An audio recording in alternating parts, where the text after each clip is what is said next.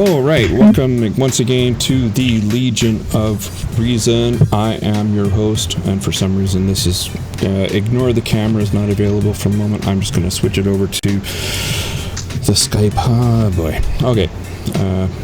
Something I forgot to do. Anyway, so we're back once again, and we have with us a special guest, Susan Gerbic, who is a skeptic extraordinaire, and we're going to talk about. We're going to tell us a little bit about yourself, Susan. Wow, what would you like to know? I have 3 cats. You only have 3 cats. Okay. Sorry. No, I'm been around for a while. I've just been active in the skeptic community since about 2008, but I've been involved since 2002. And you've been, So we're going to talk about your personal history a little bit, because sure. I think it's really important that, when people are hearing, very few people have been skeptics all their lives, and it's very important to hear about people who have climbed out of that hole of credulity and into the realm of skepticism. It's not an easy thing, and I have to say, I've always been a science-oriented person. Even my teachers, when I was in elementary school, came to me all the time with questions. So, they knew that I was very, very scientifically minded, and but was I really skeptically minded at that time? I don't think so, because I really didn't understand skepticism. Understood science more, which is kind of a weird thing to say, because the two are very related. But you can be a scientist and be completely wacko. It is possible. I mean, Linus Pauling believed that vitamin C cured everything. But anyway, enough about me. We're not here for me. We want to hear your story, Susan, about what are the kinds of things that you believed early on, and how did you get out of that and start looking, hey, what is the evidence for these things? Well, I just want to say thank you again for having me on the show. I'm excited to be here. So I raised in Salinas, California, which is where I live today. It's beautiful here. And I was raised Southern Baptist. I should mention that I'm the youngest child of a youngest child, which means I really was raised with, my parents were like grandparents to me. I had no close relatives of any kind. I didn't have any real mentoring. I think I could state that being raised Southern Baptist in California was not the kind of Southern Baptist you would think of in the South of the United States. Yeah. We're a little more mellow. But, of course we believed in all the religious stuff. I didn't really know what to think. Let's put on our little time machine caps and go back in time a little bit and remember that this is the 1970s when I was growing up and went into high school. I'm 55 now. And we had no access to the internet. Obviously, it didn't exist. I didn't have mentors. I had no close friends that were, scientifically minded that I could ask questions of. I had access to a library. So that's about it. So if you're going to find a book on the paranormal, it's going to be a book on the paranormal in a library. We just didn't have a lot of access to things. So when I grew up as a Christian, you don't challenge your beliefs, obviously. And I eventually, in homeroom class, you have to say the Pledge of Allegiance in America. We pledge allegiance to the flag, yes, the United States of America, and to the republic for which it stands. And my teacher did not say the under God part. And I said, Mr. Foreman, why did you not say the under God part? I think I was a senior in high school, so I was about 17. And he said, because I'm an atheist. Wow. And I'd never heard the word. Oh. I didn't know what that meant. If I'd heard it, I'd never heard of it in a context, so I looked it up. He said it means I don't believe in God. So I started looking into it, and it kind of gelled with me because I was thinking, wait a minute, you cannot believe in a God. I mean, that's an option because I'd never even occurred to me. Growing up as a Christian, I thought maybe I should, just wasn't feeling anything. I wasn't feeling anybody at the other end when you're praying. And so I just kind of looked into it and started going to the library and checking out books. There was a couple books, but not many. And I had to hide them from my mom. I actually literally had to hide it in the closet or under the mattress. I was afraid she would find out. It was like porn. If you found out she was an atheist, that would have been horrible. So I eventually kind of just slowly got out of it. So I became an atheist first.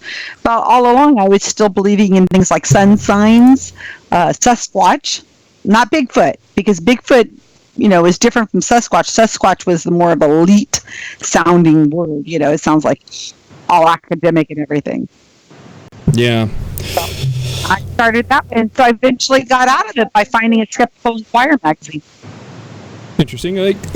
It's I've heard that before, that people of our generation that didn't know that they had the option to not believe because it was so ubiquitous in their environment. I don't think that's been the case up here, but California, it kind of seems to me that California is a bit less formal in terms of religion. Probably where I am, yes. And we're a little more cosmopolitan and, not having strong family ties, which is really important to not being a believer. Because if you're raised in a family that has lots of cousins and grandparents and so on, church becomes a part of your life if you're a Christian. And to step away from it would have been much more difficult. So I think being by myself with really not having any, my siblings were all much older than I am, and as I said, my parents were the age of most people's grandparents, and not having cousins or nieces or nephews or anything like that, we just didn't have that strong family ties to religion, and it allowed me to be able to kind of go find myself a little bit better. But I wonder about people leaving religion when they're in a strong family. There's a lot of ties there. Yeah, and you risk severing them. Religious belief is fundamental to these people, and if you kind of violate that, it's almost like you're violating a trust. Mm-hmm. And you end up, there's formal words for it, like shunning or disfellowship, I think is the Jehovah's Witness term, and it can be very traumatic. You lose your whole support system, and all your friends and family are gone. You have to start over. Mm-hmm. That's difficult for most people. Not all, absolutely, but for most. Me, social media has allowed us to be able to find each other now, but at the time when I was growing up, there was absolutely no way of finding each other. What would you do? I'm surprised actually that more people are not of my age are not more credulous as far as the belief in the paranormal and that kind of thing, because we grew up not being able to challenge it. It was Twilight Zone on TV and all those other shows. There was no counter to it. It just was. Except for Ghosts Scooby-Doo. Existed. There was Somehow or Scooby-Doo. other we managed to get away from it. I think we've done, our generation's done a pretty good job.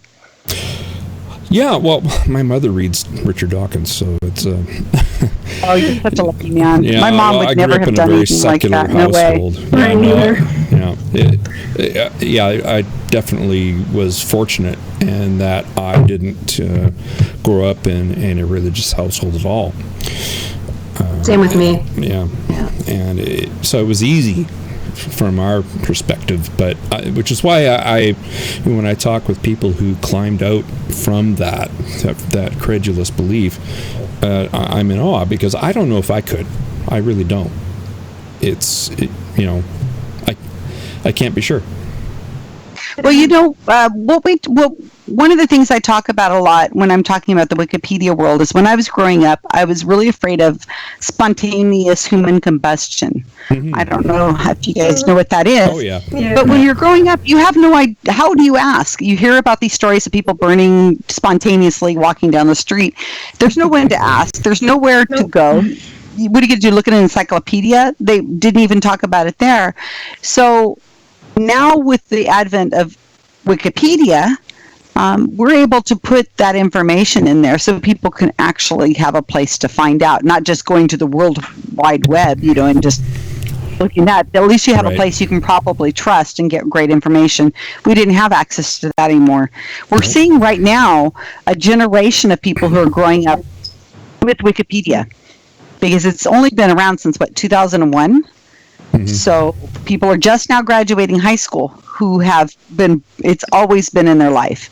And I think we're going to see a different kind of education. I'm really curious about what these people are going to turn out like. How different is their world than what we've had in the past? It's a fascinating kind of thing to think about. I still think it matters where they grow up, even with the internet. Yeah.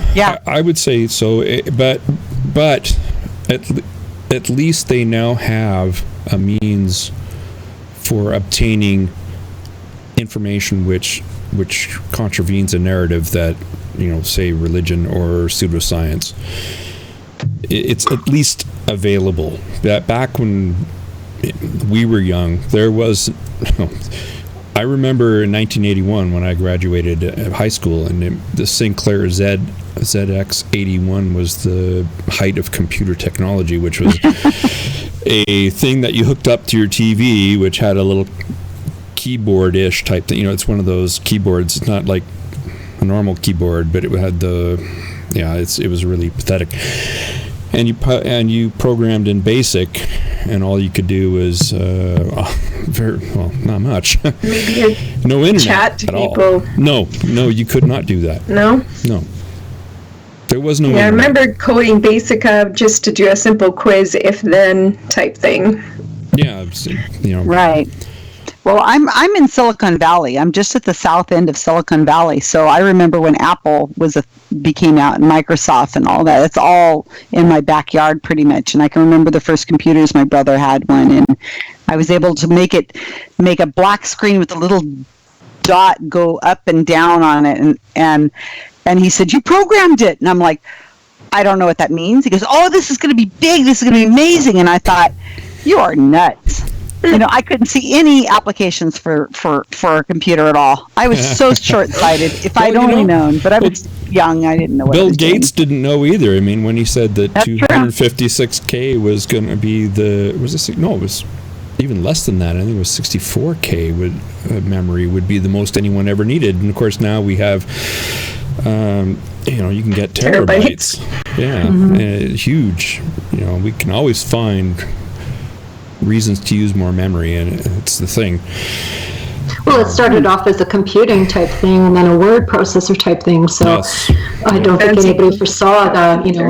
Come on, Atari! Atari, the video games were awesome. Graphics, and video games, porn. Porn is actually what what drove the video card technology for the longest time. Yeah, I wouldn't be surprised. Yeah.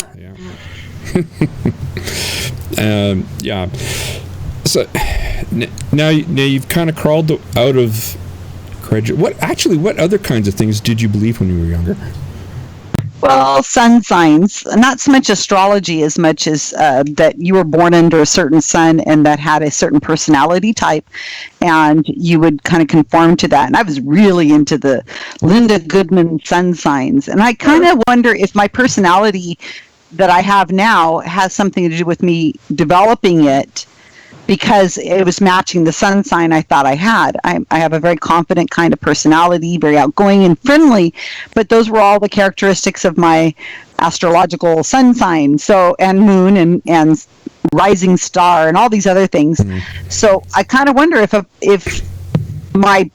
I was able to say, I'm supposed to be very confident, I'm supposed to be very friendly, I'm supposed to be very outgoing.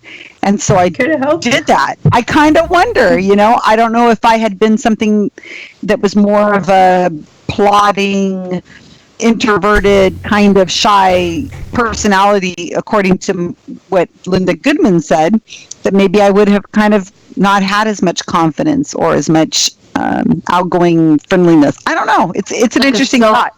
It's like a self-fulfilling prophecy almost kind of thing, right? Yeah, because it came on about the time that I was, becoming of age as a teenager is when I started really looking at it. So it makes you really, I think if you tell somebody you can be confident, you are very smart, you are quick to pick things up, you are this, and you're great at math, I think that you probably will take it a little more seriously. Mm-hmm. Yep. Yeah. Well, I'd like to know what sign you would have to be born under to have it say, well, you really suck. Because this is the thing, right? Exactly. None of them. No, it's all they positivity. all have positive. Yeah, it depends on how you look at it. Scorpio is kind of plotting and devious, but yeah, that's what I am. Scorpio. What about Pisces? I'm a Scorpion. I'm a Scorpion moon. So it's kind of supposed to be like my altar. Anyway, I got into it, and I was really into it, and it was kind of fun because you'd get to go and talk to your friends and tell them what they are, and you'd be like, "Oh, well, that means you're this, and that means you're that." It was stupid. After a while, I started saying, "This is really silly," and I thought people are much more complicated than that. I talked myself out of it after a while, but. Not because of any reading or education, but just because after a while you start thinking, this is just not making sense. How does the sun and the moon and stuff have anything to do with your personality? That's kind of silly. See, that's natural. I don't know where I came from because I wasn't raised skeptical. No science in my household. Yeah. I'm just thinking my daughter came home, I don't know, a couple years ago or whatever, and she's hanging out with people that do fire spinning, and, they go to these, like raves and all this kind of stuff, right, and festivals. So there's a bit of woo there, and she's just like, oh my God, everything was fine until they started talking about their horoscopes and asking me what sign I was, right? It's like, I can only take so much, right? Yeah.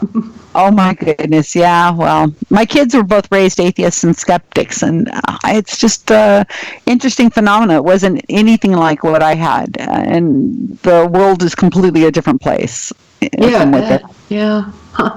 Yeah, it's definitely a different place now because access to information is so rapid. I mean, it's instantaneous. I went from when I was doing actual research.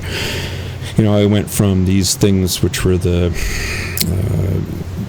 every week would be a publication of all the papers that had been published and all the citations, and so I had to use that, and then I went from there to instantaneous access in the libraries to all the papers I could ever dream of, and quick searches like that. Instead of taking hours, it took seconds, and it's a huge change.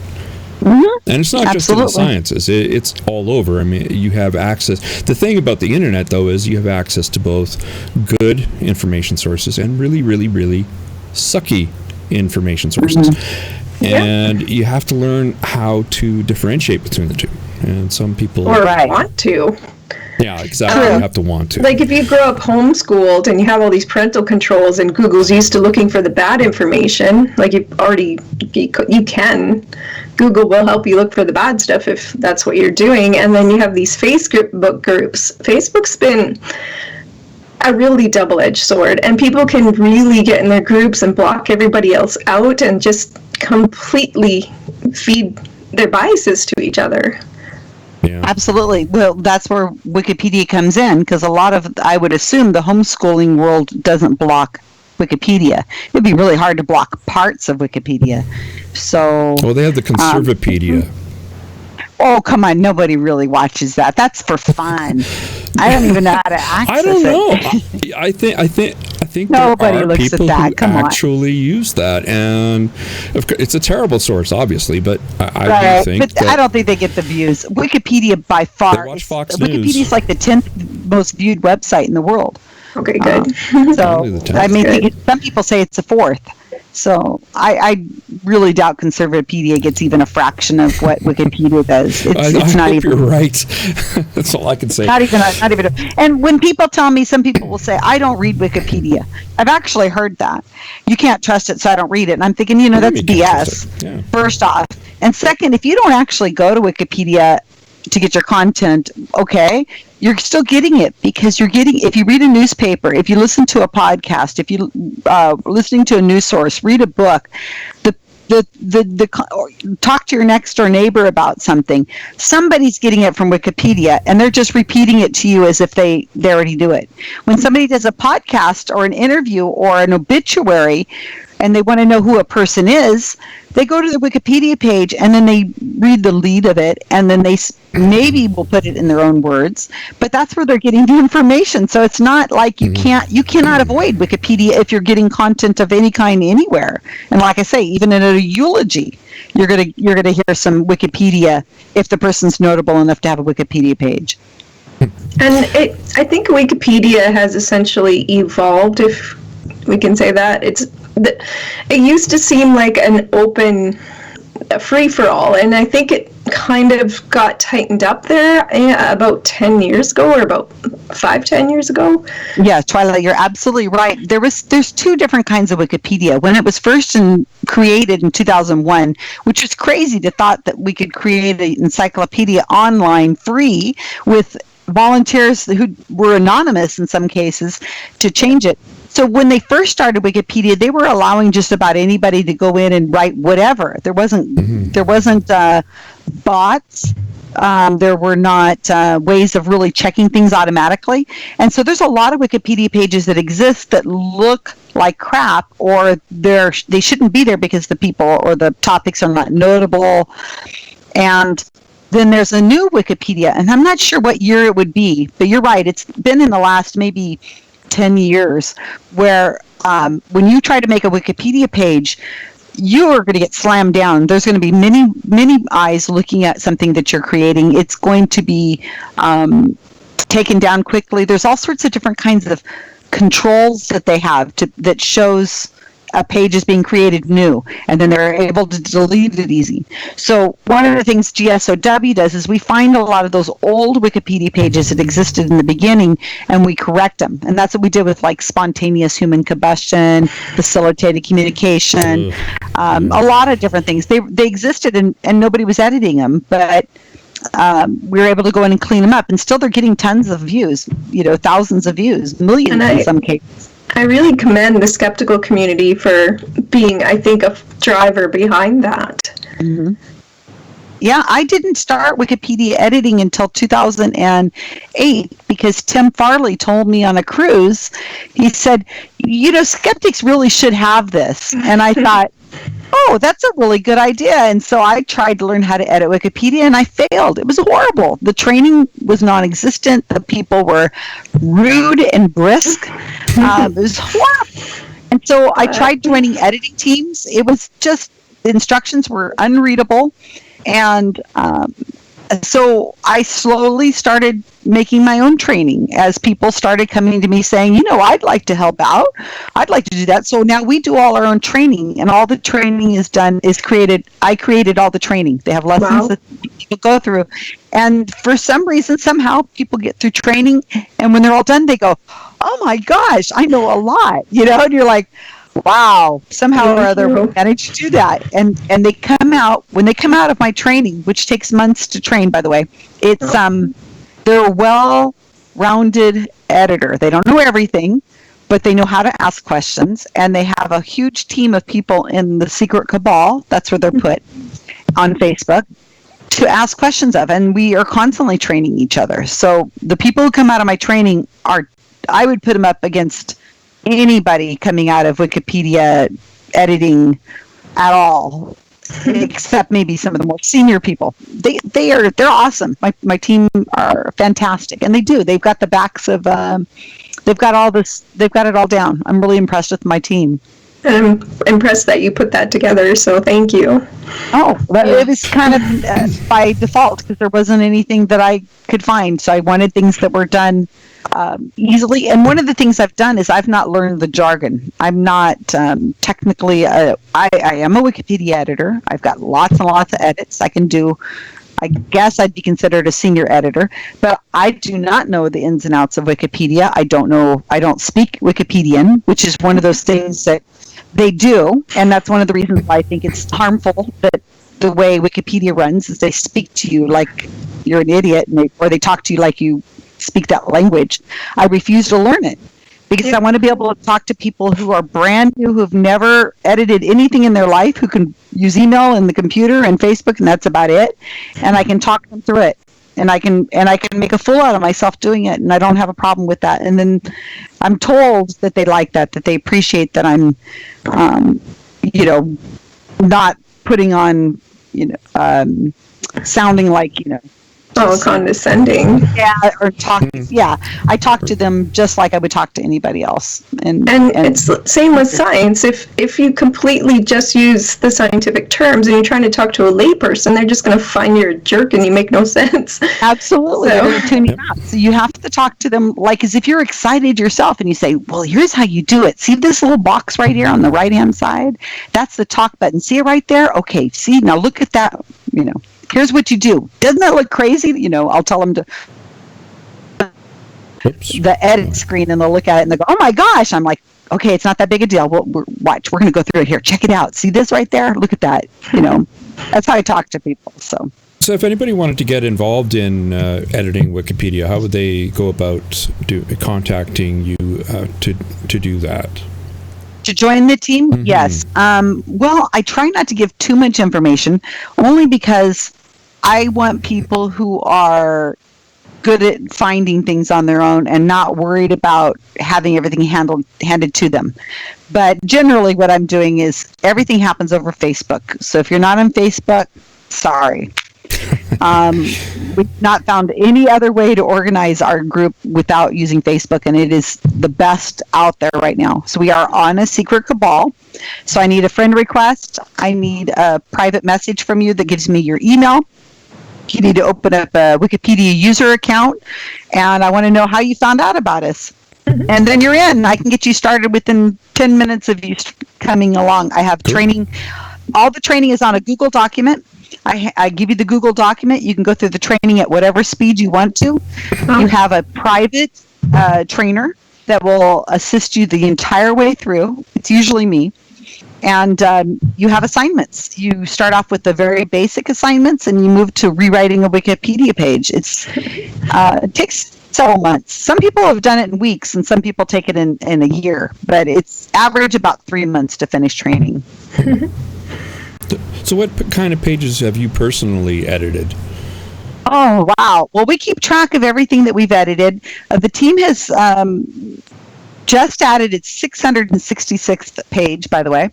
Awesome. Cool. Yeah, last night. Beast. It's kind of fun. So the last page our team did was therapeutic effect. And we made that live on the 20th. We keep track of every page that we've written or every page we've rewritten. Nice. And we have documents and Excel sheets and stuff like that. And so I'm able to track all those views. Every time a page is hit on, we're able to see how many page views that is. And this is how we can see if our team is actually doing anything. And our team... Let me give you the correct number. So of those 666 pages, as of this morning, those 666 pages have hit 28,916,258 page views. So that's how we know we're doing something. Those pages are being accessed. We may never know if people are getting changing their minds or anything out of it, but they're obviously viewing these pages. Personally, I've done 42 pages, I think. And I make edits all the time. I'm 45 pages. I make edits all the time, but I spend the majority of my time actually training and doing outreach like I'm doing with you right now, writing articles. I do a lot of off Wikipedia writing articles. I interview people. I love to interview and meet new people. But I'm all over the board as far as what I do. We tend to do a lot of biographies. I've got a category for Canada. Let me see. And you do public speaking as well. Yes, and I love doing that. It's because I'm a Leo with a rising sun in Scorpio. Yeah. I've never been afraid of getting on stage and talking. So we've done 27 pages that we can call Canadian. It's under that category. And we've been translating a lot into French because I have one editor. His name is Robin Canton, and he is in Montreal. So when he writes a page in English, he translates it into French. Awesome. So this is one of the things that GSOW does that nobody else does, is that we are multilingual. We understand the importance of having, educating people in languages other than English, because most projects focus on a language. And I don't think anybody's attempted anything like this. The other reason why we're unique is because we actually train and we motivate, and we're on Facebook. But we've done a bunch of pages. Nathan Phelps, Oliver Bernard, who's a pharmacist there, and Timothy Caulfield. Oh yeah. William B. Davis. Actor. Alan. Oh my God. Van de Bondever. I'm going to say it wrong. No, Ariel Finster. Barry Beierstein. David Harp. Indre Vosantes. James Alcott. James Fell. Those are all Canadian people. We've been doing a lot of things with the Office for Science and Society over there in Quebec, at McGill University. We've been working on a lot of pages concerning them because those people are hot. They're doing a lot of great stuff right now. Okay, let's move on to Operation Bumblebee. Oh, you want to know about this? Yes, absolutely. We got to hear about Operation Bumblebee. Well, we've actually done first, may I just ask a quick question? No. Do you mind? Is it in some cases kind of like playing whack-a-mole? Because I was sat next to a person on an airplane who worked for Wikipedia, and we just happened to shoot the shit. And he said, I can't remember if it was Scientologists or like followers of Deepak Chopra that were just a pain in the ass, right? That were editing pages and putting up nonsense, and this is maybe 3 years ago. So. Do you find your edits challenged? Almost never. Okay. If we are challenged, it's usually by another Wikipedia editor who's probably a skeptic also. The people who are in the paranormal community, yes, Deepak Chopra, Rupert Sheldrake, and them, they're a pain in the ass. But most of the time, they don't follow the rules really well. They're not very good at evidence and rule following, so they tend to get banned pretty easily. They make very, very obvious mistakes, and the general Wikipedia editors who do most of the work. GSOW is just a very small team. There's 128 of us right now, so we're very tiny as far as the world of Wikipedia editors who, like I say, do the majority of the work. So we do not spend hardly any time whatsoever dealing with vandals or people taking our edits off, because a lot of the pages we work on are pages that are kind of been forgotten. Okay. And pages that are serious pages like homeopathy, Scientology, Mormonism, those pages are locked to some extent. You can't just edit them. You have to be an editor that has kind of some sort of seniority to be able to edit them. Okay. So we don't really I get that question a lot, and I'm glad you asked it because I'm sure that the audience is probably thinking that same question too. But we don't have that problem. If we do get into an edit war of sorts, we usually walk away, unless of course we're definitely right.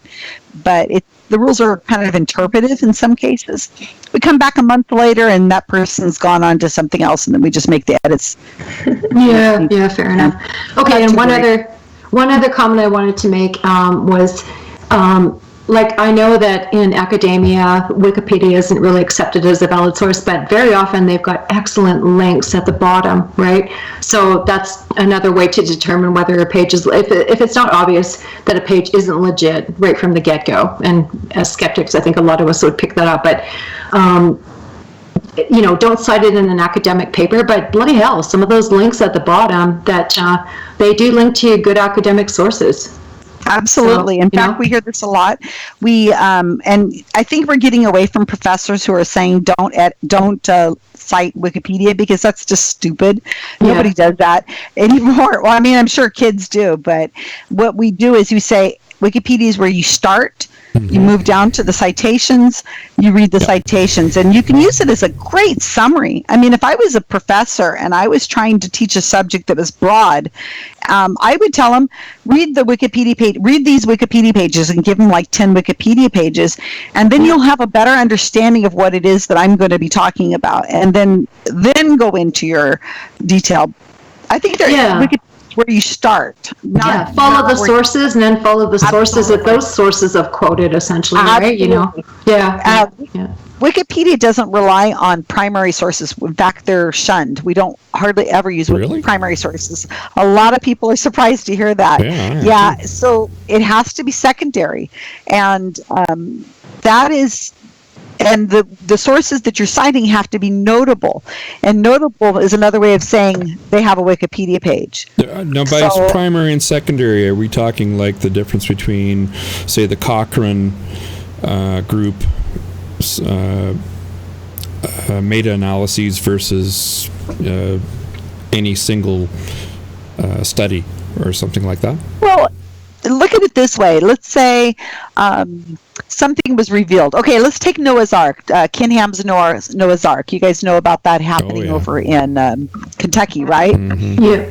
Okay, so what happened is the city released a bunch of numbers about attendance. They were able to infer the attendance numbers for Kinham's first year attendance numbers, and somebody tried to take those attendance numbers coming from the state site and cite them on the Wikipedia page, and they were chased off. And the person who chased them off probably was kind of rude about it, which pisses me off. But so they were trying to use a primary source on the Wikipedia page. When you try to use a Wikipedia page, when you try to use a primary source, you're basically saying, I, as an editor, have looked at these numbers and I am interpreting them this way. And when you do that, you've just made you're doing research. And who are you? You're just some person. And we can't allow you to do that. You're doing original research. What we have to wait for is for somebody who's notable to write an article that says, the state has just released all these numbers, here they are, and here's my interpretation of what it means. And then that's secondary, and we can turn around and we can cite that on the Wikipedia page. But we can't do the primary sources first. That's just not allowed. It's you're interpreting them as an editor, and that's the wrong way of doing it. So it's a lot of people have issues with that. They have no clue. They're trying to put a primary source. Otherwise, if we allowed primary sources, we would just have psychics putting things up on pages saying, I solved this case, I solved that case, and it's like, no. Basically, it's corroborated.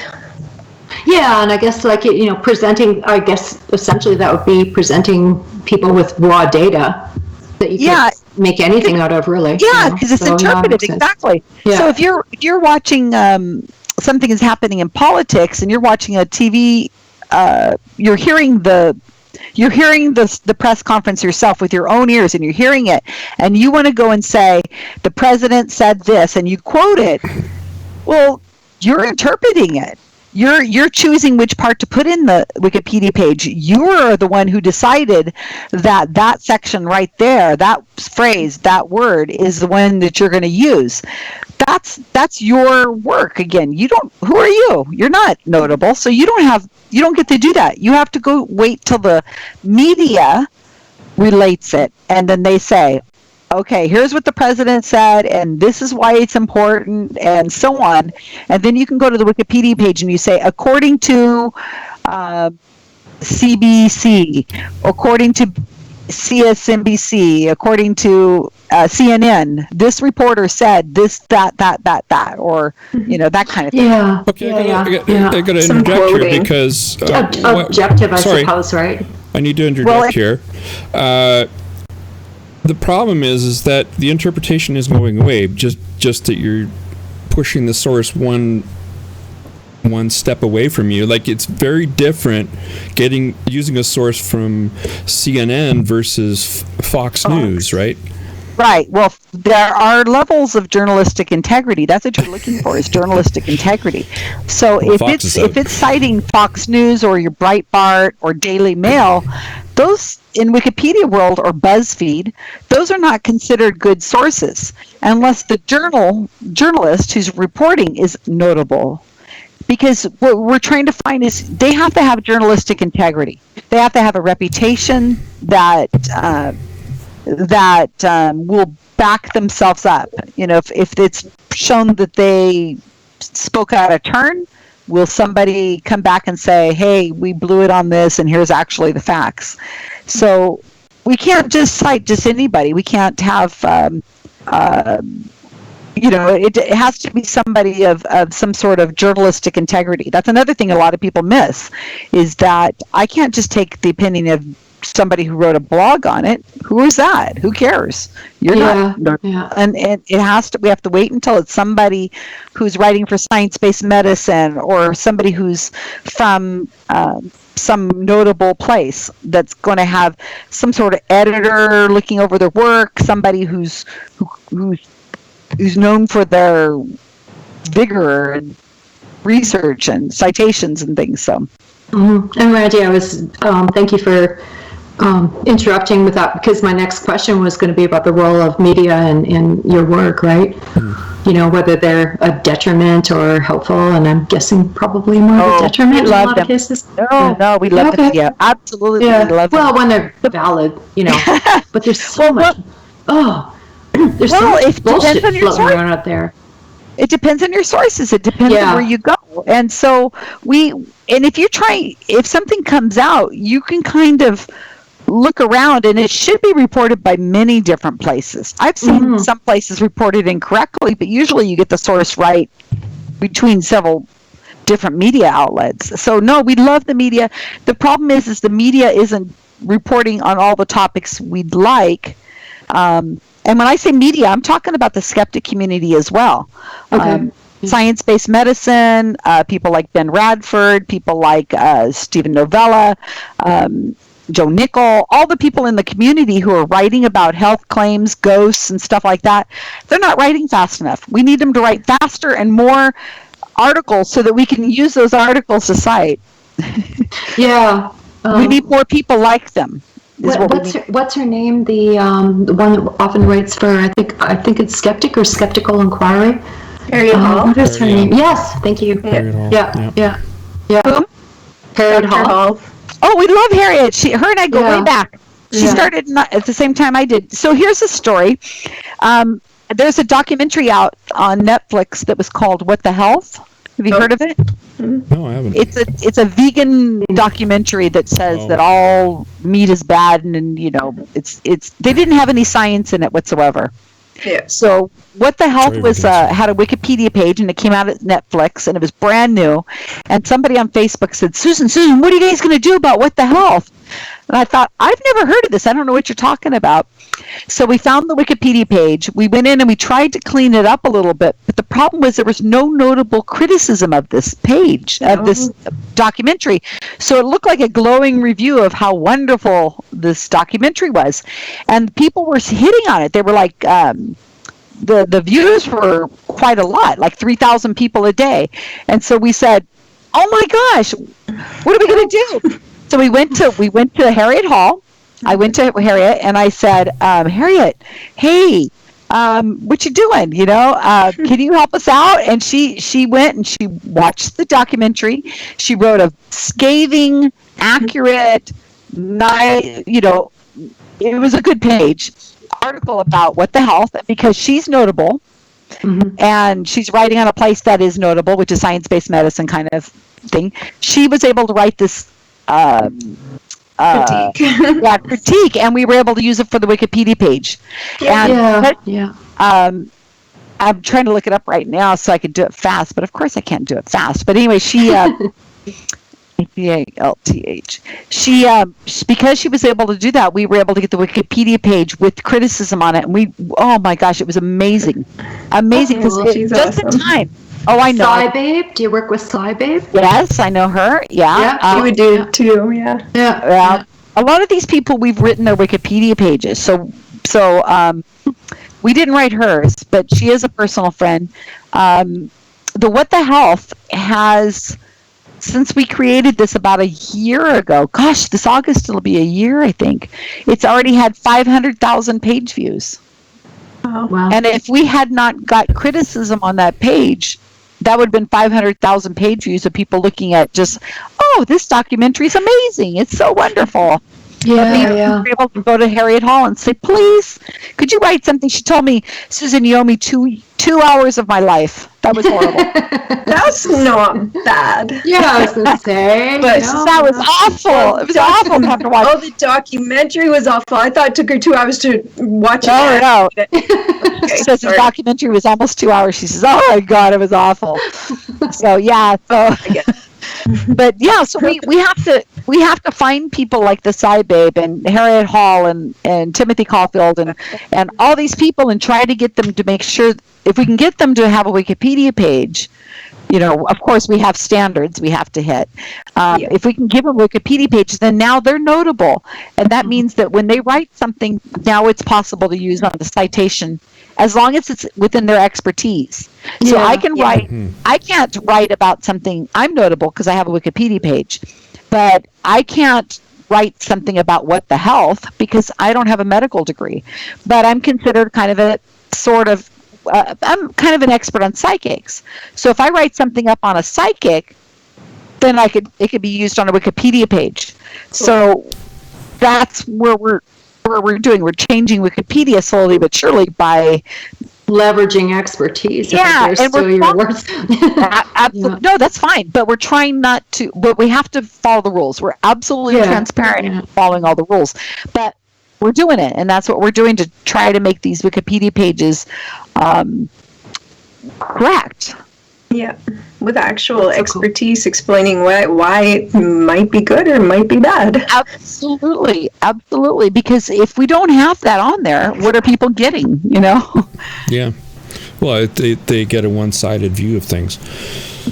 And Which is like Fox News.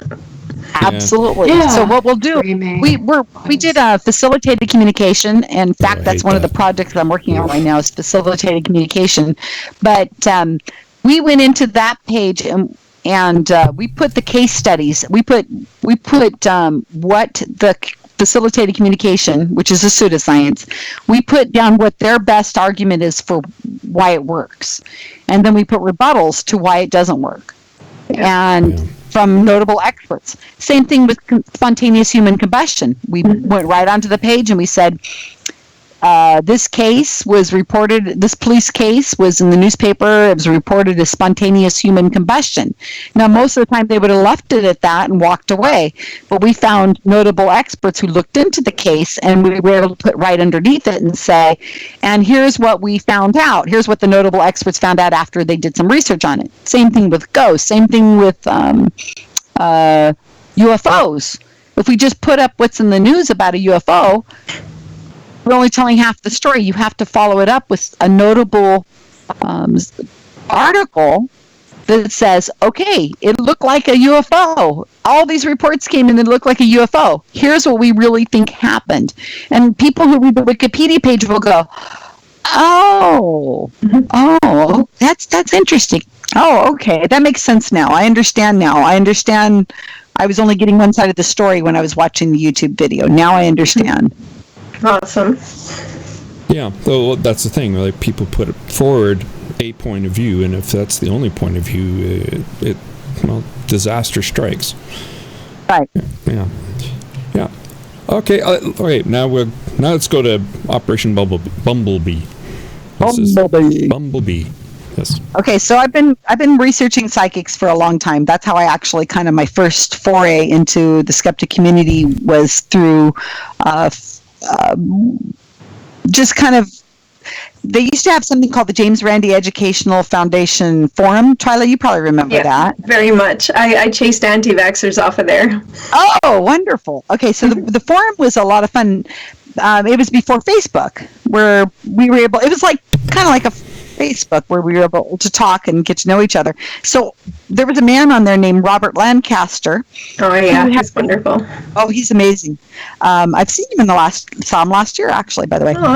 And he started working on Sylvia Brown, and he kept asking for help. And that's how I found that JREF. That's how I found it in the first place, because they were talking about her, and I was so mad. I'd seen her on Montel Williams. I was like, oh my God, people are eating this up. It's so ridiculous. You so I Googled Sylvia Brown, and I found the JREF page. I found the James Randi page, and on it, and of course this doesn't exist anymore, but they had challenged her, and she had agreed, but she hadn't agreed on a date, and they're like, here's her response since. You click the button, it was crickets. Oh my God. I had to find out more about these people. It was wonderful. Oh, I'm so glad to hear your story. I'm going to tell Robert when I see him. I got to ask, Twyla, what were you doing watching Montel Williams? I was pregnant. I was at home. What? It was 2003, and I'd had my daughter, and I was on maternity leave, and I used to working 2 and 3 jobs at a time. I never watched daytime television before. I was incredulous. I was like, they let her say that? Like, this is ridiculous. I was so stupid. That's how I got hooked on the O.J. Simpson trial. I was home after, I don't know if I was sick or something, but you're just laying there and you're going, what the heck is going on? Why is that Bronco driving so slowly? Wait, who's O.J. Simpson? And then you get hooked. When my daughter was baby, I would watch Jerry Springer. Oh. And one of my friends said, why she loved to watch it too, just hate watching almost, right? She said, it makes me feel so normal. Yes. That and it also exactly reminds me that relationships aren't great. I know half that stuff probably there is on fake, but it just reminds me that it's okay to be single, because look at what these people are doing. Well, it makes you go, my relationship's not so bad. Check it out. A good one. I haven't found that. Anyway, that was just an aside question. I really Okay. Anyway. So, Bumblebee. So what I do is I'm a doer. I'm a big doer. If I'm the kind of person that's going to put their hand up and say I'll do it, or I will try to find somebody to do it. But so I can't stand being around people who are always saying, oh, somebody should do something, blah blah blah. It drives me like wild. So nobody was really doing anything about psychics that much. I mean, a little bit. And my boyfriend is Mark Edward, who's a mentalist and an expert on psychics. Nice. So anyway, Mark Edward and I did a lot of different things with psychics. It was a perfect match because he's an expert on psychics, and I was fascinated by psychics. And he started calling them grief vampires, by the way. So we're trying to get that to get more in the lexicon. Awesome. Grief vampires, people who prey on your grief. Yeah. So Facebook is an amazing tool. I don't know if you guys have found this, but it is freaking awesome. So what we did with Operation Bumblebee, let me try to think of which one Bumblebee was. That was Chip Coffee, right? Yeah. So we've done about 4 or 5 operations now. What we've been doing is we will create fake Facebook pages for people. We will run them as if they're real. They have no contact with the skeptic pages. They're all in a separate little world with separate names, with separate cat videos, and they check in at Starbucks, and they go to the movies, and they sit there and interact with each other. Now, the people who are running these Facebook pages could be all over the world, but they pretend to be cousins or friends, or that they've known each other since high school or whatever, and they have real conversations even though they're fake. So we've done this. I have many of these pages. They're going along talking about their day and arguments they had with their husband, and sharing Deepak Chopra memes, and then what will happen is we'll pick out a target. We'll pick out some psychic somewhere that we want to go visit. We want to go and attend their show. Oh. And what will happen is we'll say, okay, January 1st, we're going to go see this show. And so about December, we'll start a narrative where we're talking amongst ourselves. Maybe one of the characters is starting to have dreams about their brother, sister, whatever, and people will say, oh yeah, brother was the nicest person, I just loved him. Or, your son, he was such a sweetheart. I remember when he wanted to open an ice cream store, and he loved strawberry ice cream. I remember him so fondly. And it's, and then the mother will say, so we're creating narratives. They're fake, totally fake. And it goes on. It goes on as long as it needs to go on, and it accumulates over time until it comes to a halt right about the time they're going to go see the psychic. So somewhere in there, they will have friended the psychic. They will have tagged the psychic. All the time in the background, the pages are locked down, so they're just being created, but they're all closed, so nobody else can see them. But over time, they're building the story, and they tag the psychic. Then they open up the pages so that the psychic can see, and they'll say, "Oh, this came across my page today, or my friend told me about this psychic chip coffee, or whomever our target is," and we tag them. And then maybe somebody will send them a private message. We're trying to shove the fake Facebook page under their nose. We're trying to say, we're coming to your show. Here's our story. Here's what we want to hear. So what happens is we're trying to get the psychic caught in a hot read. Mm-hmm. We're trying to go to the show and have the psychic look at those Facebook pages and read off what's on those Facebook pages. And then we're recording, obviously, audio or whatever, and then we're going to be able to not say anything at the time. We're able to leave the venue, and we're able to look at the transcripts and so on and see if they got the information from the Facebook page. Okay, now, so here's the important part. We don't want the psychic to be able to read the minds of the person who's attending the show, because that's another way of them saying, the psychic could come back and say, well, you knew it was on that Facebook page, so I was just reading your mind. I got confused and I read your mind, or the dead was reading your mind, or whatever. So what we do is the person who's attending the show doesn't know what's on the Facebook page. They're locked out. So we did one in Hollywood. It's called Operation Peach Pit. Operation, I'm getting confused. Pizza Roll. Sorry.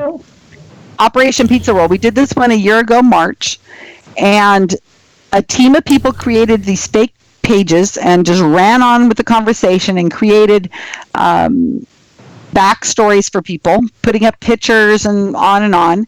And then Mark Edward and I went to the show, and what we were told that I had a twin brother who died of pancreatic cancer. And Mark was, and his name is Andy. And Mark was told that he had a father who died of heart disease years ago, and that Mark was starting to get concerned about his health because he's about the same age as his father was.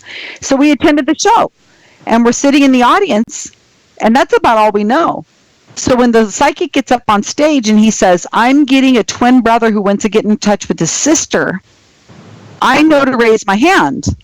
And so they bring over a microphone to me and a box of Kleenex, and they start telling me about my brother Andy who died. And he says, "I'm getting cancer in the stomach. Is it pancreatic?" And I'm like, "Yes." And he goes, "And I feel like this is really recent." And I'm like, "Yes, it was just 2000 and whatever year it was, 2014 to 15." And then that's all I know. So the guy goes on and on about some other stuff, and I'm just crying and pretending to cry and nodding and agreeing, and he's asking me questions about things I don't have an answer to. All I know is what I was told, but I'm just trying to agree and be vague. And then he goes over to Mark and he says, "And there's a man, who's Steve?" And we don't know who Steve is. And I'm like, "Oh, that was a friend of the family." And, I'm just really stressed out. I'm just, start crying again. And so he went on about Mark's heart tests and how Mark's father had heart conditions, and on and on and on. And it's all on audio. We have it all. And then it's over, right? So we're able to text the people on the crew. We're texting them from the audience that know what's on the page, and we're like, "Who's Buddy? Who's Steve? Who quit smoking? Who's this?" And they're like, "Oh, that was your brother." So the only person who could have gotten that, the only way that psychic could have gotten it is if he saw the Facebook page. There's no way, because we didn't even know. And the people who added it to the Facebook page, some of them were in Australia. I mean, we're in Hollywood. Is he reading the minds of people from Australia? So anyway, we got this one guy dead to rights, and he's Operation Pizza Roll. We haven't named his name yet because he's there's a New York Times article that's coming out on it, and he's exposing it. Oh, and then we've done sweet. another one in we did one in January, just recently, in Philadelphia. We sent a team of people who knew nothing. They were 6 friends, and we had them all involved in relationships with each other. And somebody had once been in a relationship, and now that they haven't seen each other in a year, they went and they had a blast. They had so much fun, and they went and attended the show, knowing barely anything, and they didn't get called on at all. But so sometimes you get hit and sometimes you don't. But we got one, we caught him on a hot read big time. But that's what we did with Operation Bumblebee is we went to a Chip Coffee show, but we didn't catch him in a hot read. He did read us, but he read cold reading. He went through us and read what we had told the audience members around us. We said, I'm here to see my little boy, and we made up stuff, and he read all that. So he got all the information he could from just things we'd said at the venue. The thing is that this is so effective, even though people can understand if once they're told, all they had to do was go on the internet and research you, that they can pull all of this stuff together, and they'll call on the people that have, the most interesting, what would sound most amazing, obviously. So obviously you have created that amazing situation, right? So you kind of increase your odds of getting chosen. We did a phone reading too, where we created the same scenario. We called it Operation Ice Cream Cone, and it was a little boy who wanted to have an ice cream shop when he grew up, and he died. Really sad. And so I had a very good friend of mine. She played the part of the mother, the grieving mother, and we called up the psychic, and the psychic agreed that we could record the conversation. She was given only the bare bones, and he was tagged on Facebook repeatedly, and we were waiting for him to go to the Facebook page and read off of there, and he didn't. But he told her the most BS stuff. She's not even a mom, and he was going on about her child and, how he used to ride BMX bikes, and it was so much BS, but he didn't read the Facebook page. But we caught him in total cold reading. Yeah. Yeah, well, they're playing the odds, right? I mean, most kids have BMX bikes these days. And he's 13 when he died. What are you going to do? Yeah. And she had to make up a reason for his death. That was really kind of funny because she didn't even know what he died of. We told her, we said, your child died at 13, but we never did say why he died. We've never mentioned how he died. So she said he got hit in the head with a baseball at a game. Oh, wow. She just made it something, That's a little too specific. That's a mistake. That's how my notes got broke, but it was at the... Yeah, well, it was whenever the psychic was telling her, and he didn't know how the child died, so that's another tell. How did he not know how he died? And she's funny that. Yeah, it's. So we've done several of these. So we're on, and I recruit people from all over the world to do this. So I mean, if you guys or viewers want to do it, I mean, it's fun. It's time consuming because you've got to make these characters and you got to run with them, and it's tedious because you got to have conversations with each other, and then you pick out a show. We go to the show. I raise the money from within the community to go to these shows because we want to get the VIP tickets. That's another thing skeptics do is they sit in the back. You're not going to get called on. They want the people with money. You got to sit in the front. You got to sit right up there in the first couple rows, and you got to look like you got some money. They're trying to hook you. So yeah, I recently it's a different situation, but I recently got a call from some scammers that are from CRA, which is the equivalent of the Canadian equivalent of the Internal Revenue Agency in the U.S. And I made a mistake. I made a mistake in my script. I used an address which was very easily identifiable, unfortunately, in Calgary. Was the Calgary Saddle Dome, which is where the local professional hockey team, the Calgary Flames, plays, and that busted me. So that live and learn, right? Live and learn. I had them. Oh, I had them going. I had a whole script. I had a fake social insurance number. I had the whole thing. Oh, You got to do it again. Yeah, You've got another opportunity. That needs to go viral.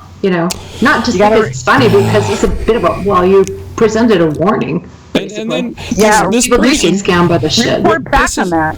Report back on that stuff, because people need to know what they're doing. What you did, and if you made a mistake, report. I made a mistake, and here's where I made a mistake, so other people will learn from it, and not do the same thing. We've reported back on every one of our stings we've done, good or bad, because we're trying to get the community to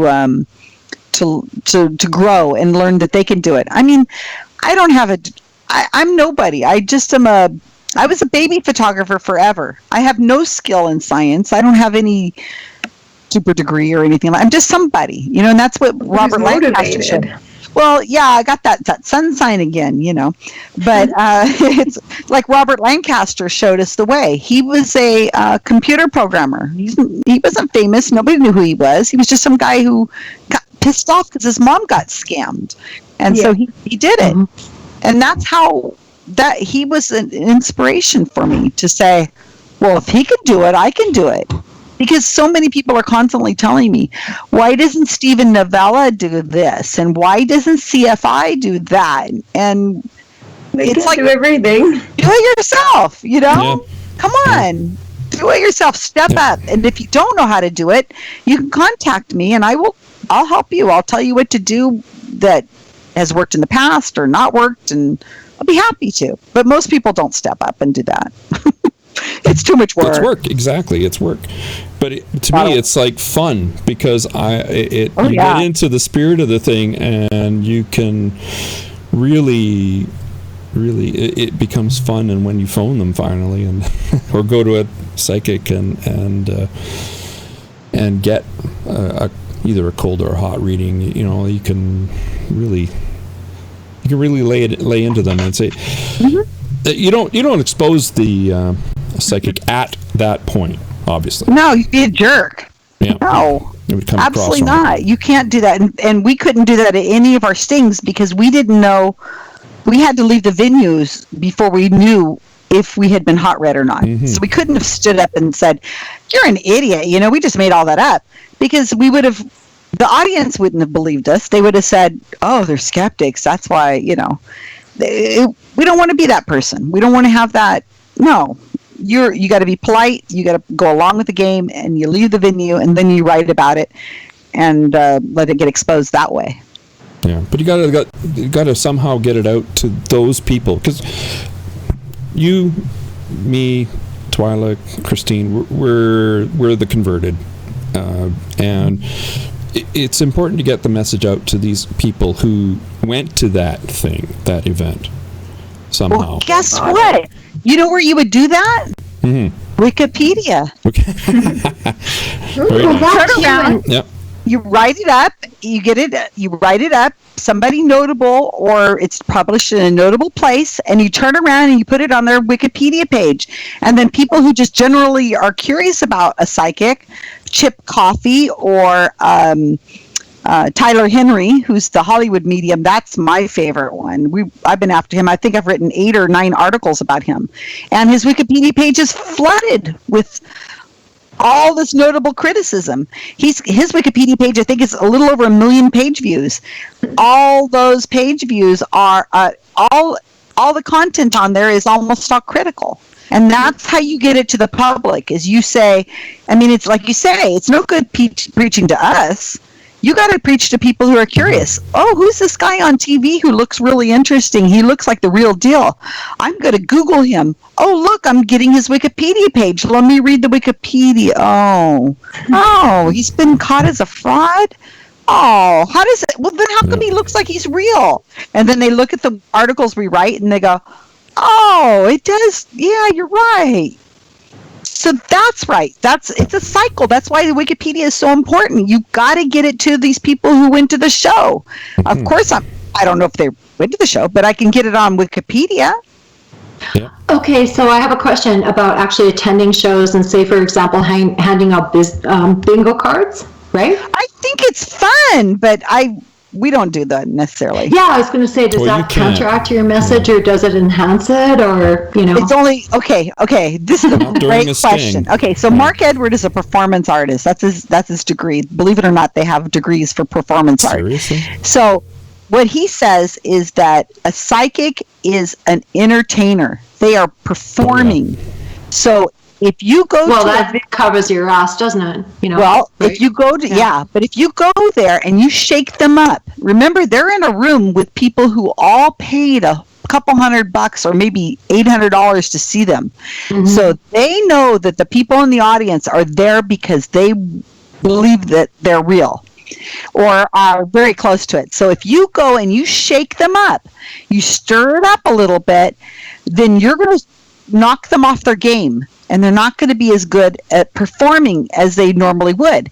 And so Mark tells us that if you are going to go to a show, now here's what you do. So if a skeptic group is listening and they want to go to a psychic show, the bingo cards are great. You go in, you hand them out, you leave them in the bathroom, you put them in everywhere you possibly can. And then you put people in the audience. Your whole skeptic group's got to break up. They got to be sitting in various parts of the audience. And then you start laughing. When the psychic does something and it's slightly wrong, somebody on one side of the audience starts to laugh loud. And then it just kind of goes through the venue, and other people start picking up the laughter, and you say stuff loud like, "Oh my God, that's so much BS. Oh, this is fake," because they can't throw you out because you're just a person. Yeah. But if you can get somebody in there with some nerve that stands up in the middle and shouts, "Bingo! Yep. I got it! Yeah. What do I win?" And then and then everybody looks at them like, "What are you talking about?" And they're like, "I got it. Look at my card. It's all right." If you could get somebody who has the nerve to do that, the laughter would be incredible. And especially if you could get somebody naive to buy into it and play the game, right? Play the game. Better, but win a free car. But if you do that, the psychic is just going to be rattled. And we've done this in many cases because we don't only do stings, we do these other things. But you're not going to, if you attack the intelligence of the audience, you're not going to get anywhere. Right. You're only going to be pissed off. The psychic is going to, the audience is going to side to the psychic because look, like I said, they paid $600 to attend and now you're ruining their evening. You're calling it fraud. How dare you? But they know it's just fun. But if you can get the psychic a little rattled, they're not going to probably use some of the tricks they normally would use because they know that there's skeptics in the audience and so on. But we've done that many times with different psychics, and it's fun. Oh my God! But you have to approach it as if you're you have to approach it in a sly way. Otherwise, they're just going to throw you out. And nobody wants to know, especially since you've paid $600 to get in there too. I mean, come on. Shit, that's a lot. Yeah. Yeah, it is a lot. Sacrificing money for the cause. Because I think that's part of it too, is to make the, cost prohibitive, for anybody to attend. They therefore, diffuse criticism, right? Absolutely. Yeah. But you know what?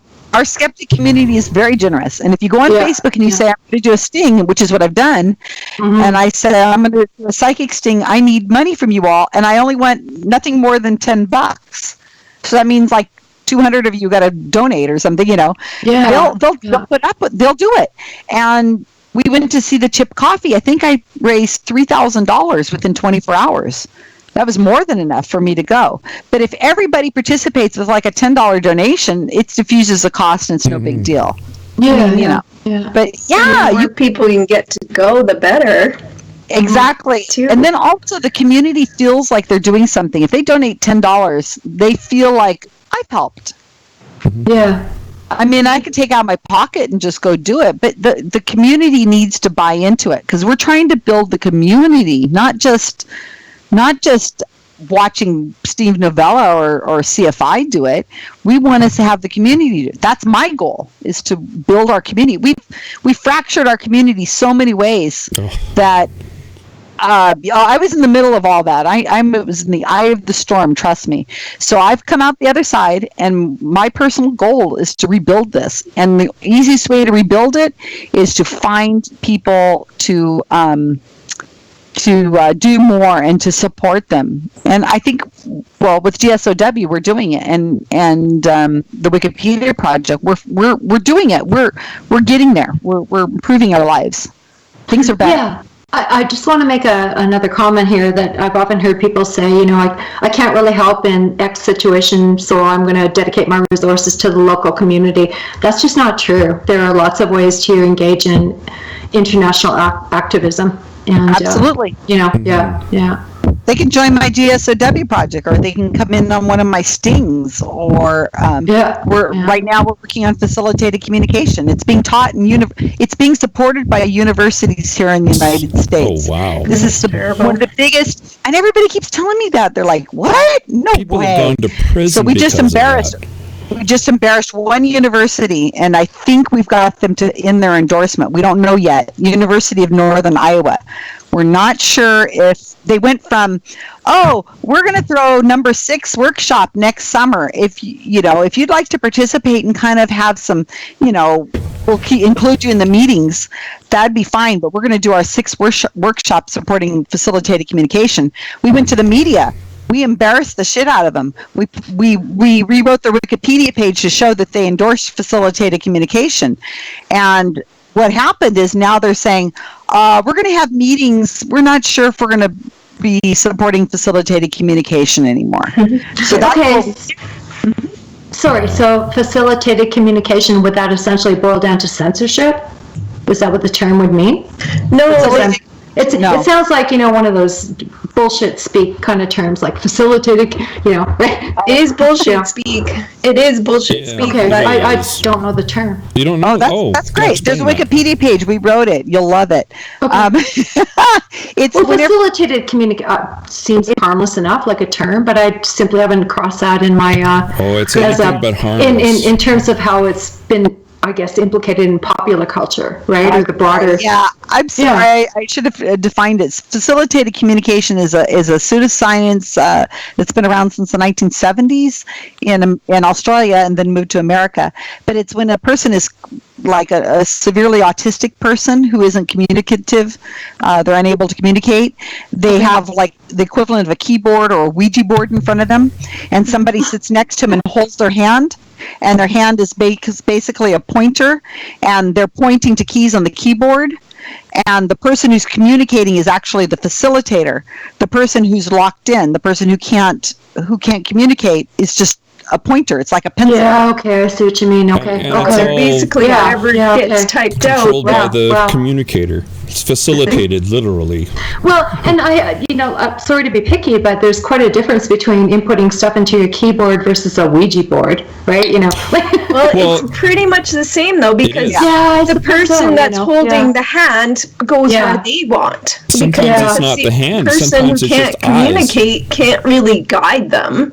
Half the time they're not even looking at the keyboard. They're not even looking at the keyboard. So how are they pointing at it? Yeah, how do they know? Yeah, Twyla's exactly. Sorry, I've never heard of this shit. Oh, really? No, it's terrible. I'm glad you have. It's horrible because they pull at the parents' heartstrings again. They want to talk to their child. Mm-hmm. They want to hear good things about themselves or how the kid's life is and all that. And so they're taking advantage of these parents and basically telling them what they want to hear. Yeah.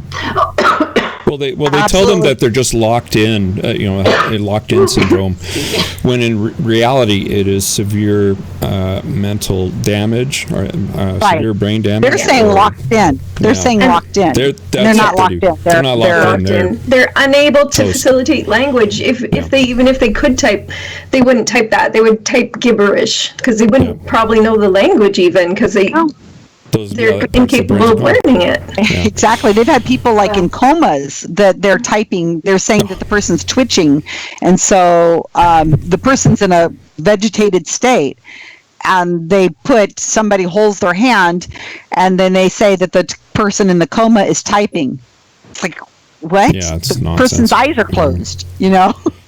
But they're really related to psychics. Like Twyla said, it is something that the parents, it's a desperate plea to get in touch with the child or a family member, and exactly the same way the psychics are. And so they're willing to use any kind of means possible.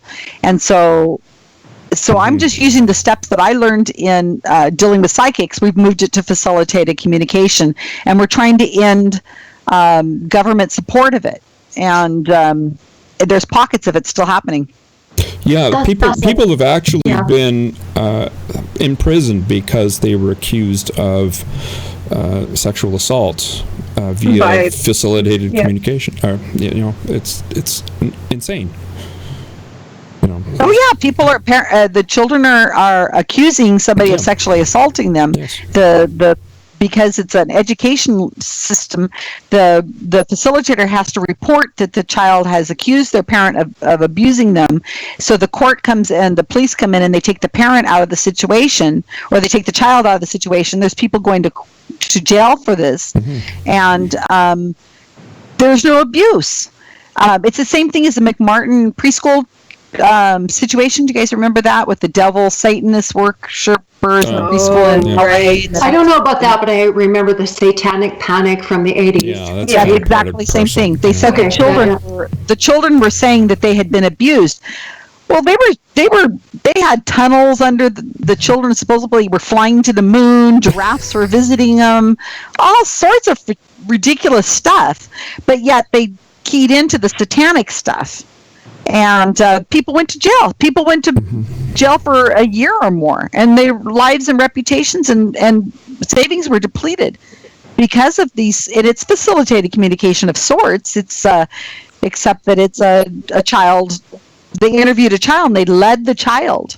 They're watching the videos these days, and they're watching the videos of the police leading the child. They got like a 5-year-old in the room saying, "You can't see your mom until you tell me." Oh wow! Where he touched you? Where did he touch you? And they're like, "Mommy! Why are you talking for your mom? Are you afraid of Daddy? What has Daddy been doing to you?" So this is leading questions. Stuff that leading question, and the child's scared. They don't know. It's worse. It's coercion. Yeah, it's horrible. It's horrible. Absolutely. Yeah. But this is happening, you guys. I mean, this hasn't gone away, and we need to put a button on it, and we have to be specific, and we have to say. And so I'm not trying to just get rid of facilitated communication. I picked a very specific project, a very specific timely, from this day to this day, and then we're done. Then we're moving on to the next thing, and we're going to be doing that for 4 months or whatever. We were very specific about it, and our goals are clear and defined. So we will know when we're done, and we'll know if we're been successful. I'm going to excuse myself briefly, but before I go for like 2 minutes, I just want to say I would have taken the term facilitated communication to be some kind of corporate speak. So I'm really grateful that you introduced us to that term, because I have no clue. No clue whatsoever. Yeah, it's not something that is in the media recently, but it has been. It has actually been, but they changed their names. Yeah. It's like creation science, or they went to intelligent design because creationism had such a bad rap. So facilitated communication has been changing their name to different new terms. They use rapid prompting method, hand over hand, all kinds of stuff. It's on the news. I've been putting it up on my Facebook page. They have a little boy who's using eye gazing. The mom puts the boy in his lap, and she holds his head, physically holds his head. She moves his head, and he's staring at. And the person is in front of him with a board with like the letters on it, and she's the facilitator's looking to see where the little boy's gazing at, and then the mother's calling the letters out, and saying what the little boy's spelling. The kid is not spelling; he can't spell. Oh my gosh, he's not capable of understanding anything. He's not. No. But this is happening today. I mean, and it's all over the news, but you don't know it by that name because they're using new methods now, new terms. Terminology. Because the older ones have bad reputations and stuff. Yeah, we just had one in Florida where a father was arrested for supposedly abusing his child, and the facilitator was using a technique called hand over hand, which is the same thing. And then we had a facilitator in New Jersey a couple years ago that had sex with her her client. Jeez. Yeah, she said we fell in love. Have you ever intervened in a case at all, like informed the defense of that this is going on? How do you mean? Well, I mean, if somebody was arrested because of an allegation made through facilitated communication, it's obviously bogus. It could be right by accident, but it's the allegation made by facilitated communication is obviously not true. Have you ever informed, like sent an email off to the police that arrested that person to say, hey, think again here? Well, the person's in jail, and that's when it finally hits the media, is whenever the person's arrested. Yeah. We've been in contact with the lawyer for this most recent one in Florida to let him know that we have experts who can help you out to understand what's going on. One of my team members is Janice. She's an amazing expert on facilitated communication. She's working on a pamphlet to give to police departments to explain what facilitated communication is. But in America, at least, if there's any allegation of abuse, an educational system has to report it, and the police have to take it seriously. And so they take these children in, they remove them from the household, and they put them through tests. I mean, they look in their cavities and they look to see if they've been had sexual, if a girl has had if her hymen's still there, and they looked in the rectum, and I mean, seriously. But they have to do that. So these children are doing that, not only taken and removed from the family, and that family will never be the same because the father's accused. Oftentimes other brothers and things like that are accused, and the whole town is like, where there's smoke, there's fire. So they're going to be shunned for the rest of their life, even though their name is, you cannot clear your name once you've been accused of any of these kinds of things. Same with our community, same thing in our community. Somebody comes along and says, hey, so and so did this to me, even though they've been proved to be a psychopath, a liar, no evidence whatsoever, that man is still shamed for the rest of his life because people just assume he did something. BuzzFeed. BuzzFeed. I'm sorry. And you know what the thing about that is I got in serious trouble about BuzzFeed and Krause, that whole story. You guys are all aware of that, right? Yeah, well, there's people on my Facebook saying they have other evidence and stuff. I haven't seen it myself, but they're very convinced. Doesn't show up. Yeah, well, that's nice. What happened is we got accused, GSOW got accused because we didn't put the BuzzFeed article on the Lawrence Krauss page. People were calling us out saying, how dare you protect this rapist, this scientist, and you're just protecting him. Now he's a rapist. But using BuzzFeed would break the rules. Exactly. So what we did is we're like, wait, what are you talking about? We're over here working on spontaneous human combustion and homeopathy. Nobody has touched Lawrence Krauss's page in my community. But the rules are, that pissed me off. I'm like, you are assuming that I am protecting somebody who's no, how dare you? They were making accusations without even looking to see or even asking. But what happened is, you're absolutely right. BuzzFeed is not notable. The reporters who put that out are not notable. That was a piece of gossip. Whether actually, it's not, I don't know. One of the reporters had been a previous employee of CFI. So that's kind of notable in terms of, how we ought to read that from a skeptic lens. A positive anymore. You know what? Here's what happens, Christine. Notable means, do they have a Wikipedia page? Okay. And is it more than one source? Is it more than BuzzFeed? Notable. Right. And so we were waiting. And it wasn't even my team. It was regular Wikipedia editors. We watched the whole thing unfold on the talk page of Lawrence Krauss, and we're sitting there, and they're sitting there going, we are under attack. It was like people with pitchforks had come over to the Wikipedia page and were demanding that this edit be put on there. And the editors are like, why are you demanding? What, you must have an agenda, because he's not getting any speaking. He's not getting any speaking gigs. He's not like. Why does it have to be on there? What is the reason that you're so adamant about it? And can't you understand that we have to wait until it's a secondary source comes out from a notable place? which still hasn't happened. Yeah, and an actual charge or more evidence. I saw Christina Rad's video, and I saw that too. That was pretty good. Yeah. But it was not notable. Again, it wasn't notable. She's not even a deep page. It's anecdotal, and she was super nuanced about the whole issue too, right? Yeah, I saw that. But again, they're not asking my opinion. If we're talking about a psychic, but I don't have any. Let's let it play out. We can't put Christina Rad on there. She's just somebody who made an accusation. When she's picked up by a media report who interviews her and is willing to risk their journalist claims, then we could put it on the page. But until then, and what are we at? How many months are we at? Nothing. Yeah. And that's going to follow him forever because he's a living human being. We can't just put anything on the page. It's too important. Can't we wait? Aren't we skeptics? Can't we, and people were telling me, well, skepticism goes out the window. Well, there's an element that, you're either with us or against us, right? Hand waving. Right? There's, and I'm against them, so. Virtue signaling and all that stuff, right? Go ahead, Twyla. I believe Christina Rad, but if you're going to put something on Wikipedia just based on that kind of stuff alone, Wikipedia is going to be overwhelmed with stories, anecdotes, and such.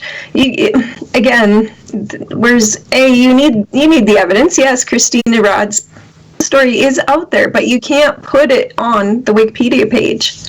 So. Absolutely, because if you could put Christina Rad's page, her video on Lawrence Krauss's page, then you can put anybody's ex-girlfriend who does a video on you of something that happened, whether it was true or not, can go on anybody's page. If you go down that path, you've opened the door for any video, any ex-lover who's upset at you, to put something on there. You can't allow one thing, even if it does seem like it's credible, you can't allow it. It's a path we can't go down. It's a dangerous precedent. Yeah. I can't say that because I'm a white male, so I'm screwed. Oh God, you guys. Okay. Earlier in the show, I believe the way you said to our guest, like, you only have 2 cats, Susan. 3. Sorry, 3. And I felt that was very judgmental on your part, Randy. And how many do you own now? All right, it's judgmental. I have 12. A dozen. Oh, you had kids? A dozen cats. Oh, no. So, apparently, Susan, you don't own enough cats. Yeah, okay. Well, I'm going on a tour. Tomorrow. I have 8 lectures. Coming up. I'm going to be going to, and so I've got house sitters coming over who are going to stay and live at my house because I've got 3 cats to take care of. So my God, I can't imagine having a bunch because it's hard enough. I'm like, okay, so you got to make sure that this one is here's his behavior. Okay, now that one, this is what this one's going to do, and this one's going to probably throw up because he gets really upset when there's somebody here. And here's where you would probably look for the vomit, and here's where we keep the stuff to clean it up, and and this one likes to be cuddled this way. Oh my God, 12 cats. We have one that's diabetic. I'm going on tour. I'm going up to my youngest son is moved to Seattle, Washington because he's going to be an air traffic controller. And so he's going to training. He's at 2 years of training, and he just moved a couple weeks ago. And now I'm following with my car completely packed to the gills with this stuff. I shoved everything in there. I'm like, it is not staying in my house. I'm not storing it. So I'm driving up tomorrow morning. Good for you. I'm taking it up and I'm dropping it off at his apartment. And then I'm going to go and pick up 2 friends of mine who are at the airport. So it's a 2-day drive to get to Seattle from where I'm at. So then I'm going to go to the airport, pick up my friends, and we've got 8 lectures. We're going to drive home. And Seattle, Tacoma, Portland, Eugene, Humboldt, Arcadia, and Sacramento. I hope that's 8. All the way home. But my poor cats, I can't imagine what they're going to be so stressed out. Mom's gone like 12 days. Poor kitties. Yeah, they'll probably have a big party and invite all their kitten friends. Stressed. It'll be fine. We can't go anywhere. We got with the 12, so we were stuck. I'm afraid, especially with a diabetic cat. So it's I had a diabetic cat, and I had to give him insulin. It was sad. I had to keep him hydrated, and we had to put I had one too, but frankly, giving a cat a needle under the surface of the skin is way easier than trying to give them uphill. Right? Yeah. I grew up with Labradors. You just slow something in the air with a pill in it, and they just, eat it. Right? Cats are like, wait, what are you doing? Fuck you. Fuck off. Leave me alone. But the needle was okay, Yeah. Pills. Poor kitties. Poor kitties. Yeah. And you take them to the vet, something's wrong, and then they say, let's run a few tests. And then you're like, okay, well, what's that going to cost me? Oh, just a couple $100. And, you're like, okay, you've spent $200 or $300, and then there's a few more tests. And then you're like, well, I've already spent $600. And then next thing you know, it's $3,000 or something. Do you guys have health care for pets? Is it free over there? Socialized medicine for pets? No, not for pets. No, it's not free, but we do have insurance for pets. We have pet insurance. Yeah, you can get insurance, pet insurance. Yeah. I don't. It's cheaper not to. Well, really, especially with cats, right? Like dogs, I have a dog that I just sort of acquired last year because of my daughter, and ka-ching, ka-ching, ka-ching, right? Yeah. First she was a Labrador? She's a border collie. What is Border Collies are the smartest. Oh my God. She's so adorable. She's so sweet. But she, managed to get hit by a car. And then, I was out of town and I came home and she was just like out of it. And so I took her in and, tested her for toxicology and all that kind of stuff. I think she might have even had an epileptic seizure, Oh. So, about $1,800, overnight, they're not cheap. Yeah. Oh, poor kitties. Yeah, well, puppy. Yeah. It's cheaper to get sick as a human in Canada than it is to have your pets get sick. That's very true. So we're hoping to immigrate into Canada. Are you guys going to let us in, or are you guys building a wall to keep us Americans out? Not Americans like you. We were thinking about it. When the election happened, I just come back from New Zealand. I did a lecture in the New Zealand Skeptics. Shout out to New Zealand Skeptics. And we were over there, and the election happened, and I got messages from a whole bunch of people from New Zealand. Would you like to come over? Would you like to? Then we'll make sure we take care of you. You have a place here, and I'm like, oh my gosh, you guys don't have a clue how awful it is. Yeah, well, I voted in California, so there you go. Did you? Yeah. I'm originally from Los Angeles a long time ago. I have a very shameful thing to admit. What's that? Ted Cruz is from Calgary. He was born here in Calgary. Oh yeah, he's a fucking Canadian. He was, and it became an issue. He's still a candidate. Would you like it? Yeah. I'm sorry for Ted Cruz. You keep Ted Cruz, you keep Justin Bieber, and you keep Celine Dion. Thank you very much for taking that. That'd be great. Send Kim Ham back to Australia. Yeah. That'd be awesome. That'd be appropriate. And who's going to take Trump? I think we're going to put him in the Space Force or something, right? And he's going to go to the moon. We'll send him the next stop Mars. Yeah, he could be the first one on the Mars. He'll be there looking for the guy. Too bad there's no brakes. Where's potatoes? I don't understand. Where's my potatoes? Oh my God.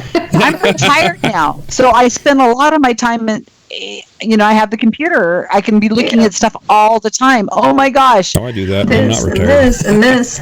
I tried to give it a rest this weekend, but stuff just pops up on Trump. I tried not to post anything about Trump this weekend, and I did on my political page because it's constant with that guy. Yeah. It's like a train wreck. Every day we say here, okay, it can't get worse. It cannot get worse than babies in cages. But absolutely can't. No more. It can't get worse than racist. Making fun of handicapped people. It can't get worse than Nazis. No. Oh, he has to go through the intelligence community under the bus. Like, wow. It's just too bizarre. Yeah. It's, you know what though? I blame us. I blame our community. When Trump was running for office, I said to myself, if he wins, we deserve him, America. You know, because we have gone so long with this anti-science, Intellectual. Yeah, intellectual. And damn it, that's partly our fault, our skeptic community. How darn, because we've just been so lazy about it. We're like, here's what we say is, it works, bitches, you know, science. We don't realize we have to fight for it. We have to stand up and we have to communicating. Yeah, we have got to be able to go and do these things, and it is our fault. So, you know, it's kind of shitty that like, I remember being a little kid and things like, you know, getting a man to the moon were sort of these, I don't know, I guess like a paradigm of what America meant, right?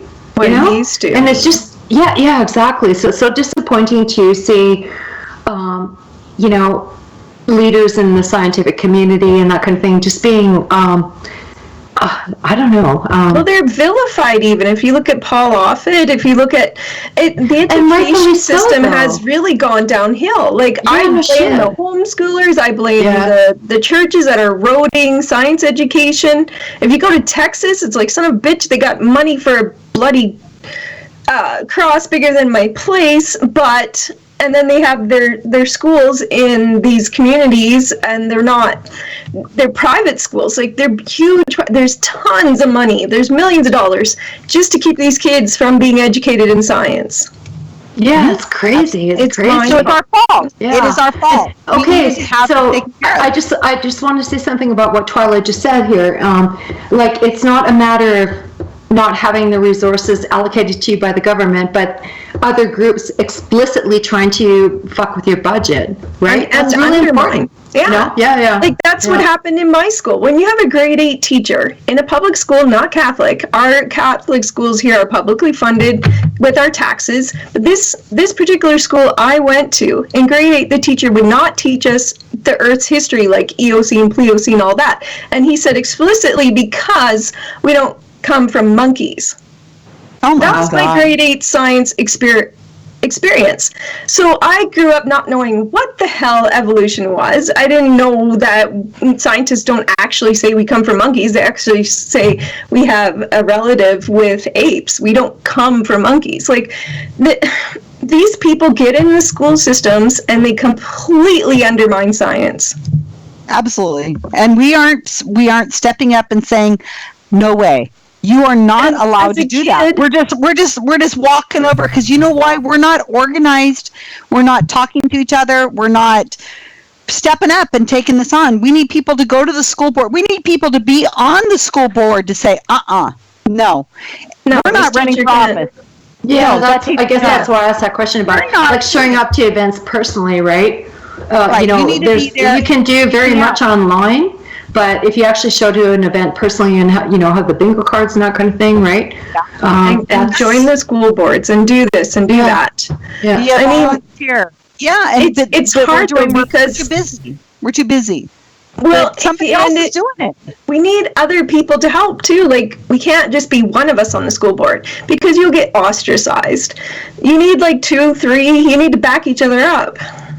Well, that's right. What they Somebody's got to step up first. You got to be there for. You need to go and get on the school board, and that's what they say. You know, we voted for our president here in America. Whoop-de-doo. Your vote made no difference, especially like we were saying in California. Vote. But that's always been that way. But what we need to pay attention to is your local school board, your sheriff, your judges, the local people, your assemblymen, the small little things. Your vote makes a big difference there. The mayor, absolutely. And you show up to the city council meetings and you say, oh, there's a church, there's a cross outside of the building. Explain to me, this is not a church. Why is the government putting up a 10 Commandments? Explain me to that. And then you will find people who will come out and help you. But, you just got to be the first to stand up, and we're afraid to, because we're going to get ostracized and we're going to get attacked. Is that an issue here in Canada, though, that people are inappropriately putting up the religious symbol. Oh, yes, it symboly. is. Go to Saskatoon, and just outside Saskatoon, it's Okay. a giant cross lit all night. Yep. Wow. Okay. Yeah. Is it on People government in property? Alberta, Forgive my naive. I'm not sure if it is or not. But people in Alberta will put stuff up on their private property. that's fine. That's loud. That's private totally property allowed. It's is allowed, fine. but it's a lot. Like, Yeah, if well. you haven't seen it, it's quite. Put your stuff up. Yeah. They're allowed, but it's there. But yeah, you can't complain about that. You can't rally about that. You can't go take it down. Well, But you could put a giant satanic You can put your own memorial stuff right up next to it. I mean, take it not in On somebody's your own private property. property. but you could put it on Yeah, your yeah. private Yeah. property. You could put an Oh, upside sure. down cross. Actually, with my condo rules, I can't. But if they could put up a cross, then you can put up an upside down cross. Big anti-abortion, like they took a side of they took a trailer, like a cargo trailer, and made the side a whole anti-abortion message. It was awful. What, in your condo thing, or No, just no, outside outside church? the town. Like, Oh, yeah, yeah, that was the Calgary. cross outside of Saskatoon is dedicated What's to all that the website called babies again? that have died. What's that website called again that promotes those kinds of campaigns that, drive around with, it's got something to do with it says the word Holocaust in the word, in the right, domain but name, right? They're saying that abortion is just as It's bad like as a the Holocaust. Yeah. Yeah. So I'm whatever. sorry, I can't remember the name of the group, but That I is know there's an equivalent in disgusting America as to well. compare the two. Yeah. Horrible. But when those racists came, they came to my daughter's school, like the high school. I think it was about a year and a half ago. The students, the ones that were brave enough, they actually were able to counter protest the racists that came onto their school. But I still don't understand why they were even allowed anywhere near the school. So Because nobody was there to Ask the board. complain. Yeah, ask the board. That's the question you need to ask the board. People have to be able to do it, and if you can't, again, it goes back to comfort and how are you going to be able to do that? Somebody's got to stand up. Somebody's got to stand up first. I was really proud of the students that stood up and spoke to the media, because of course it was a media circus too, right? Good. And the students were exemplary. I think the police finally were managed, because some of the students, like my daughter, felt threatened, managed to chase them off. But the students, they were so good at articulating how this is not our school, this was not our people, these were adults that arranged us on the internet and came to our school, and their values are not ours, and we're sticking up So for why our were they Syrian. allowed to say anything or come onto the property? Cool. They should have been escorted off and told goodbye. Yeah. It was crazy, If that's but the yeah, case. stuff happens everywhere. So, So we need to pick our battles, and this is what I do as a skeptical activist. Is don't try. So many organizations try to do too many things at once. You have to pick one thing that you are comfortable doing that makes a little difference in one way, and follow through on it, and then report back on it, and with what worked, what didn't work, and then move on to the next task. And that's exactly how I operate. We pick one thing. Yeah. And Oh, then makes focus sense. to everything Red on Deer's the credit, resources. the anti-fluoride group was coming Calgary. together here, and they were planning this whole thing, and just on the internet alone, I think we scared most of them off. So we still have fluoride in our water. Not So Calgary. they had, I think 3 people ended up showing up Oh, to protest I don't want to fluoride. scare people off. But That's yeah. the thing. I want to try to change their minds. I don't want it just, drive it We underground. could have changed their mind, because we were all over Yeah, their but page. My point is that you drive it underground, it doesn't go away. It festers Well, and grows. Exactly. I don't advocate for arguing with believers. Absolutely think that that's a waste of your time. We You got could the fence sitters. We got the fence sitters. well, yeah, but hopefully. Yeah. Because But you're- that make whole sure your group actions- went away, and there's no big campaign to get rid of fluoride anymore, where it was huge until that point. And now it finally went away. People aren't complaining about fluoride. There's no letters to the editor. So I'm hoping that whole education campaign that we put out actually did convince people that this is a good thing. That's because you showed up. That's why. It's because you showed up and you stood up. And we mentioned, like, we brought out all the facts. Like, fluoride's already in the water. We're controlling the amount. This is not unnatural. Not fluoride, and stop mixing up fluoride and fluorine, and stop, you know, we were able to counter a lot of the dialogue. Absolutely. Yeah, people that think that mercury is in vaccines. I mean, it's never been in vaccines. There's been organomercuric compounds, but that's not the same thing as mercury. Not methyl mercury. Or even mercury metal. You know, it's totally different chemistry and toxicity. Yeah. It's again, it comes back to that illiteracy. People are scientifically illiterate. They don't know the chemistry, and they buy into those anecdotes, and they get tugged at the heartstrings. And then you're trying as a lay person to communicate science, but I suck at it. Like, I admit it, I suck at it. I don't know how to tear at their heartstrings, and like, I try to base information, and that doesn't work. What works with people is what they're doing. Stories. If you take fluoride out of the water, look at all these poor kids now with all these cavities. Like, if Yeah. And dentists will speak. Dentists here in Calgary have spoken out about that, right? It's like we're seeing a much higher incidence of kids having cavities as a result of our defluoridizing the water. But yeah. And it's not unnatural. In fact, you can have too much in the water, which is what happens in Blackfeld sometimes. They have to take it out, but get it to the level that it's healthy. So, well, and then consider the homeless community and that kind of thing, and they don't get, proper dental care, and so they rely on fluoridated water. There's a lot of children whose parents don't take them to the dentist. Right. Like, I was one of them.